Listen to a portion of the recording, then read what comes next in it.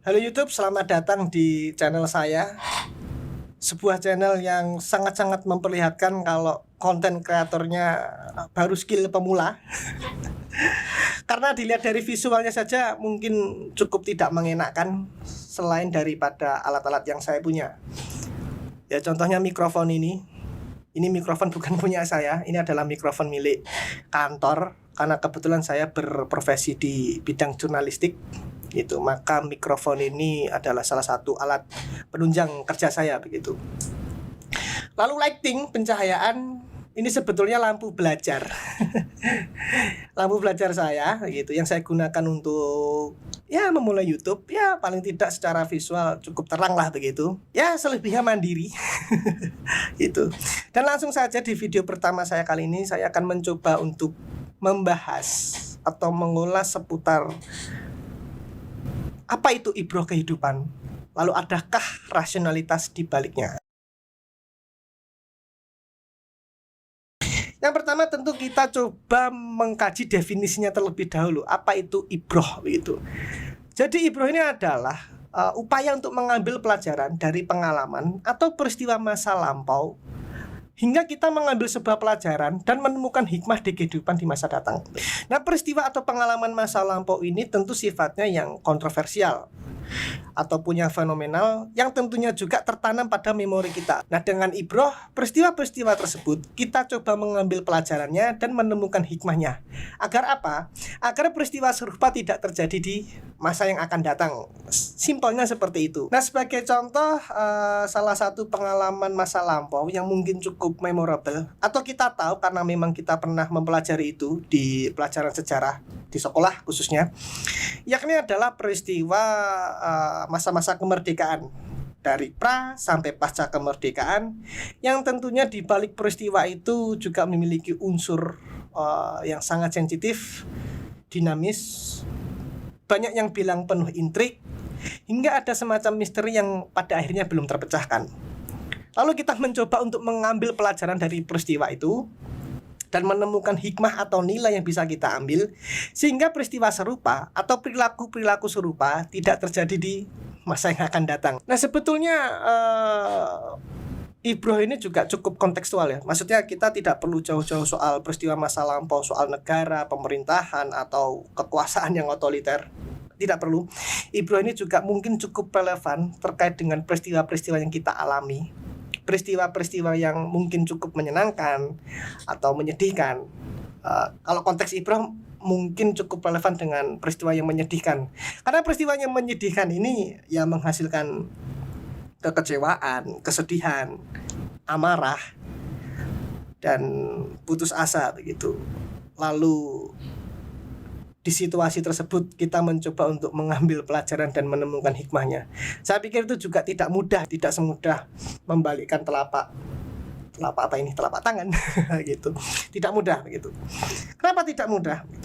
Ya, saya kasih contoh begini. Jadi pertama kali saya mengerti ibroh itu adalah ketika saya membaca bukunya Profesor Haidar Nasir. Beliau saat ini menjabat sebagai Ketua Umum Pimpinan Pusat Muhammadiyah. Ya, beliau memang seringkali menulis soal kajian sosial yang kritis, komprehensif, radikal, ya radikal, bukan paham radikal ya, bukan paham radikal maupun bukan gerakan radikal, tetapi radikal dalam pemikirannya yang beliau tunjukkan di tulisan-tulisannya yang saya pikir tulisannya juga cukup luar biasa. Salah seorang cendekiawan yang saya pikir juga perlu dihargai karya-karyanya begitu. Nah, soal ibroh beliau menulis buku yang berjudul Ibroh Kehidupan, sebuah sosiologi makna untuk pencerahan diri gitu. Dan saya membaca buku itu. Dan celakanya saat itu saya berada dalam situasi yang ya karena ya situasi yang cukup menyedihkan. Saya berada pada emosi yang tidak stabil, labil gitu, dirundung kekecewaan karena masalah-masalah yang saya hadapi gitu. Dan kebetulan saya baca buku itu. Ya hasil kesimpulan yang saya dapatkan ya buku yang dituliskan Prof. Haidar Nasir ini omong kosong. bullshit. Karena saya mencoba untuk mengkontekstualkan saya mencoba untuk mengkontekstualkan isi buku itu dengan masalah saya yang saat ini saya hadapi begitu. Ya alhasil mental. Karena buku tersebut isinya adalah mencoba untuk mengajak para pembaca untuk mengambil hikmah, bersyukur terkait dengan peristiwa-peristiwa atau sesuatu yang sedang kita hadapi begitu, baik itu kesedihan dan kekecewaan begitu, kita mencoba mencari hikmah gitu. Ya ketika saya baca buku itu dengan situasi yang demikian ya mental, karena kesimpulan saya buku itu tidak rasional, sedangkan saya berusaha untuk merasionalisasikan masalah saya. Dalam arti saya mencoba untuk bagaimana agar masalah saya cepat terurai atau cepat selesai, maka upaya rasional saya dihadapkan dengan isi buku yang sebetulnya nuansanya spiritual dan tidak cukup rasional bagi saya. Nah di satu titik pada akhirnya saya menyadari kekurangan saya dalam mempelajari Ibroh. Kekurangan saya ini ternyata cukup fundamental gitu. Karena kaitannya adalah kita sebagai umat beragama. Kekurangannya apa? Kekurangannya adalah iman. Apakah iman mampu menyelesaikan hidup kita? Apakah iman mampu menghapus seluruh kesedihan, kekecewaan, amarah, dan putus asa kita?